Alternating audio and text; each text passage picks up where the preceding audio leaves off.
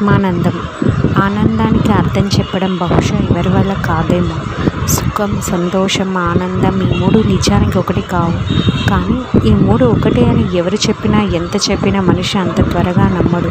తన భ్రమలో బతుకుతూ ఉంటారు. ఒక వ్యక్తికి విపరీతంగా దాహం వేస్తుంది అనుకుందాం. అప్పుడు అతనికి చల్లని మంచినీరు లభిస్తే గడగడా తాగేస్తాడు. శరీరం చల్లబడుతుంది. అది సుఖం, ఇంద్రియాలకు సంబంధించింది. ఆర్థిక కష్టాలలో ఉన్న వ్యక్తికి జీతం పెరిగినట్టు, ప్రమోషన్ వచ్చినట్టు మంచి కబురు అందితే అప్పుడు అతడు ఎంతో సంతోషపడతాడు.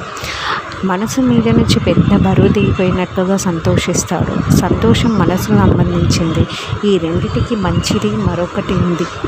అదే ఆనందం, ఆత్మానందం. దేహానికి మనసును దాటి ఆత్మకి కలిగే ఆనందమే నిజమైన ఆనందం. అంటే ఆనందం ఆత్మ సహజ లక్షణం. అది ఆధ్యాత్మికమైన జీవనం గడిపే వారికి త్వరగా లభిస్తుంది. కానీ దురదృష్టకరమైన విషయం ఏంటంటే మనుషులు ఆనందం కోసం ఎంతో అన్వేషిస్తున్నారు. తమ లోపల ఉన్న ఆనందాన్ని బయట వెతుక్కుంటున్నారు. ఆనందం లభిస్తుందంటూ ఏవేవో కొనుక్కుంటున్నారు. పరికరాలు సుఖాన్ని ఇస్తాయి, ఆనందాన్ని ఇవ్వవు. సుఖాన్ని ఆనందమని భ్రమపడుతుంటారు. దేనికన్నా చక్కెరే తీపి అన్న మాయలో బతుకుతారు. ధర్మరాజు యక్షునికి ఇచ్చిన సమాధానంలో తన కళ్ళతో ఎంతమంది దేహం చాలిస్తున్నా తానొకడే శాశ్వత భ్రమలో జీవించడం, అటువంటి జీవితం కోసమని ఆరాటపడటం చేస్తుంటారు. సౌకర్యవంతమైన ఇల్లు, విలాసవంతమైన జీవితం, కావలసిన డబ్బు ఉంటే చాలు, అదే ఆనందయ స్థితి అని భావిస్తున్నారు చాలామంది. దాంతో అనేక కోరికలు ఉద్భవిస్తున్నాయి. అవి తీరితే సంతోషించి అదే ఆనందం అనుకుంటారు. తీరకపోతే బాధపడుతూ జీవితంలో ఆనందమే లేదనుకుంటారు. ఆ చింత శారీరక, మానసిక అనారోగ్యాలకు దారితీస్తుంది. మరికొందరు జీవితం అయిపోయిందని తొందరపాటు నిర్ణయాలు తీసుకోవడం కాదు.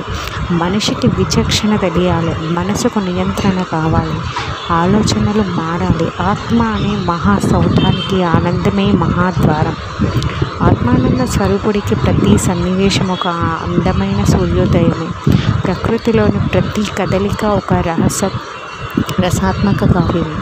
బృందావనానికి దర్శిస్తే నేత్రాలకు ఆనందం. కానీ కృష్ణుడు నడిచిన నేల అన్న స్పృహతో అడుగడుగున ఆ పాదాలను దర్శించగలిగితే అదే ఆత్మానందం.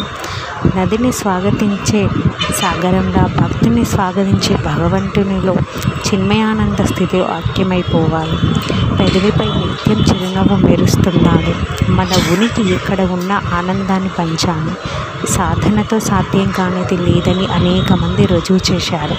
నిరంతరం ఆత్మానందం అనుభవిస్తుంటే మనిషిని నిత్య సంతోషి వదిలి భగవంతుడు మాత్రం ఉండలేడు. ఎందుకంటే ఆ మనసులే ఆయన కొలువుతీరే క్షేత్రాలు కాబట్టి.